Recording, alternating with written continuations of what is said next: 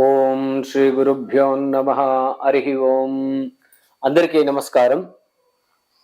ఈరోజు చాలా ఇంపార్టెంట్ విషయము. ఇక్కడ మా జ్యోతిష్యంలో కానీ వేరే వాళ్ళ జ్యోతిష్యంలో కానీ కొన్ని వ్యత్యాసాలు కనబడుతుంది చాలా మందికి. దాంతో కొంతమంది డౌట్స్ అడిగారనమాట. డౌట్స్ అంటే ఏమంటే లగ్నం ఇంపార్టెంటా, రాశి ఇంపార్టెంటా అని అడుగుతున్నారు.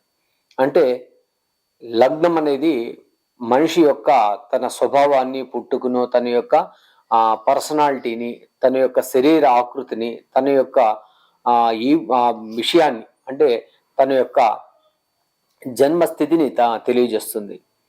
అదేవిధంగా రాశి అంటే మనస్కారకుడు. రాశి అంటే చంద్రుడు అనమాట. చంద్రుడు నిల్చున్న రాశి అది రాశి అవుతుంది అనమాట. అదేవిధంగా నక్షత్రాన్ని తెలియజేస్తుంది అనమాట. ఇక్కడ ఏది ఇంపార్టెంట్ అని అడిగితే దానికి అదే ఇంపార్టెంట్ అని చెప్పచ్చు. కొన్నిసార్లు లగ్నంతో కూడా చాలా ఇంపార్టెంట్ ఉంటుంది అనమాట. రాశి అన్న తర్వాత రాశికి సంబంధించిన రాశి అన్నప్పుడు తన యొక్క మనస్థితి తెలుస్తుంది అనమాట. మనం లెక్కేసేటప్పుడు కూడా జాతకంలో ఎక్కువగా మనం చూస్తున్న చంద్రుడు అన్నంత చంద్రుడి నుండి మనము చూసేటప్పుడు ఆ మనస్తత్వం అలా ఎలా ఉంటుంది, అతని విషయాల్లో కానీ, అతని యొక్క హావభావాలు కానీ, తన యొక్క ఫ్యామిలీ కానీ, తన యొక్క కుటుంబ వ్యవస్థ కానీ, తన యొక్క మనస్తత్వం అక్కడ డబ్బుల పైన కానీ, తన ఉద్యోగం పైన కానీ, ఇలాంటి వీటిపైన చంద్రుడి నుండి చూడొచ్చు అనమాట. చంద్రుడి నుండి చూడడం కూడా తెలుస్తుంది. చంద్రుడి నుండి చూడడంలో కూడా దాదాపు ఒక 60% వరకు మనకు కరెక్ట్ గానే వస్తుంది అనమాట. 60% కరెక్ట్ గానే వస్తుంది. లగ్నం చూడడం వల్ల, జన్మ లగ్నం నుంచి చూడడం వల్ల ఏం తెలుస్తుంది, ఆ మనిషి యొక్క స్థితిగతులు, అతని యొక్క పర్సనాలిటీ అంతా కూడా తెలుస్తుంది అనమాట. దీంతో జ్యోతిష్యాల్లో కూడా చాలా పారంపర్యాలు ఉన్నాయి. కొన్ని దీంతో మన పారంపరిక విద్యలో అయితే ఈ లగ్నం చూసి చెప్పేవాళ్ళు ఉన్నారనమాట. అదేవిధంగా రాశి చూసి చెప్పేవాళ్ళు ఉన్నారనమాట. మేము నాడీ జ్యోతిష్యం కాబట్టి మేము ఆ మగవారికి గురువు, తర్వాత ఆడవారికి శుక్రుని పైన చూసి చెప్తుంటాం అనమాట. ఇది ఇలాంటి పరిస్థితులు ఉంటుందన్నమాట. ఇక్కడ మాకు లెక్క, మా లెక్క, అది ఆ లెక్క పైన ఆ లెక్క కూడా ఉంటుందన్నమాట. ఇక్కడ నాడీ జ్యోతిష్యంలో ఏంటంటే ఇక్కడ స్ట్రైట్ ప్రెడిక్షన్స్ ఇవ్వచ్చు అనమాట.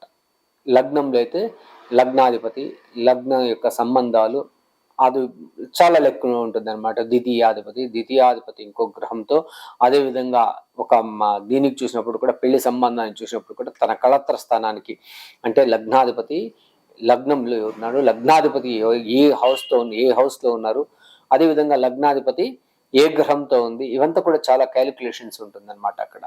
దాన్ని కొద్దిగా చాలా ఓపిక్గా దాన్ని నేర్చుకోవాలి. అది కూడా మంచి నా జ్యోతిష్యమే, తప్పేం లేదనమాట. కొద్దిగా ఇబ్బంది అయినా కూడా, కొద్దిగా మిస్ అయితే కూడా లెక్కలు మారిపోతుంది. అదేవిధంగా చంద్రుడు నిలిచిన రాశి నుంచి కూడా కరెక్ట్గా చెప్పాల్సి వస్తుంది అనమాట. నక్షత్రాధిపతి తర్వాత అన్ని కూడా గ్రహాల స్థితిగతులు, గ్రహాల కలయికలు ఇవంతా కూడా తెలియజేస్తుంది అనమాట. ఉన్నది 12 రాశులే కాబట్టి ఆ 12 రాశులను కరెక్ట్ గా చూసి చెప్పాలి. లగ్నం నుండి కూడా అంతే వస్తుంది అనమాట. లగ్నం నుండి కూడా 12 భావాలను కూడా చెప్పాలి. 12 భావాల నుండి కూడా చెప్పడం జరుగుతుంది అనమాట.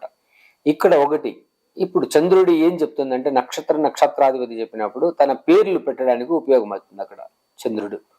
ఇప్పుడు ఒక దేవస్థానానికి వెళ్ళామనుకోండి, మన పేరు చెప్పగానే వాళ్ళు పురోహితులు అక్కడ వాళ్ళ యొక్క జన్మనామం తెలియజేయగానే జన్మ నక్షత్రము రాసి వాళ్ళు చెప్పేస్తారనమాట.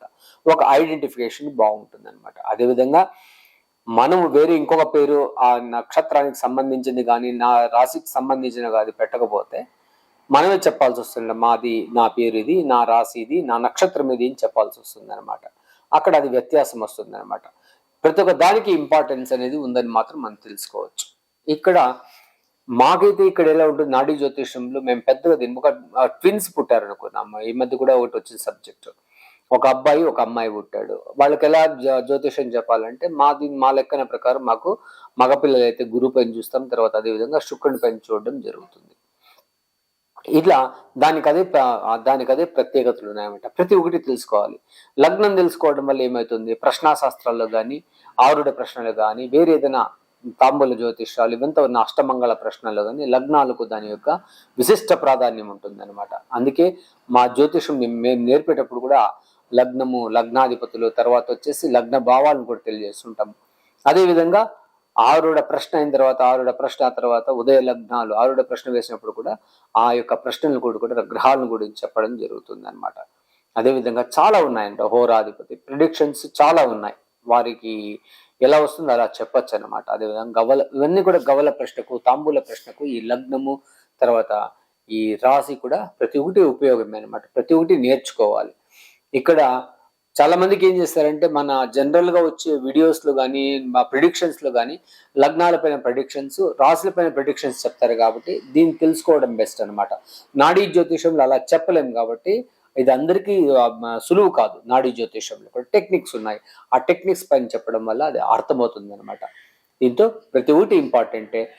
సర్వే సామాన్య జనాలకు అర్థమయ్యేది ఏంటంటే లగ్నము రాశి అర్థమవుతుంది కాబట్టి దాన్ని సామాన్య మానవులు దాన్ని తెలుసుకోవడం కూడా మంచిదే. దానిపైన కూడా మనము ప్రిడిక్షన్స్ చెప్పడం కూడా అందరికీ అర్థమవుతుంది అనమాట. మన ఉద్దేశం ఏంది, మనం చెప్పే ఒక విషయము వాళ్లకు చేరాలన్నమాట. ఎవరికి మన ఆడియన్స్ కు చేరాలి.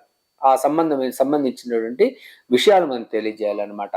అంతేగాని దేనికి ఏది తక్కువ కాదు, దేనికి ఏది ఎక్కువ కాదు. అన్నిటికీ దాని యొక్క ప్రాధాన్యత ఉంది. అది మా సామాన్య జనాలకి ఎలా రీచ్ అవ్వాలనే దానిపైన దీని యొక్క ఫలితాలను తెలుస్తుంది అనమాట అని తెలియజేస్తూ, ఎవరికైనా జ్యోతిష్యం నేర్చుకోవాలని మీకు ఆసక్తి ఏమైనా ఉంటే మమ్మల్ని కాంటాక్ట్ చేయొచ్చు. దానికి తగినటువంటి మేము ఫీజులు కూడా తీసుకుంటున్నాము. ఒక 6 months కోర్స్ లాగా పెట్టాము దాన్ని. సో కంప్లీట్ నాడీ జ్యోతిష్యము, తర్వాత వచ్చేసి పారంపర్య జ్యోతిష్యంలో కొన్ని ఇంపార్టెంట్, అదేవిధంగా తాంబూల ప్రశ్న, గవల ప్రశ్న ఇన్ని కూడా నేర్పిస్తున్నాం అనమాట.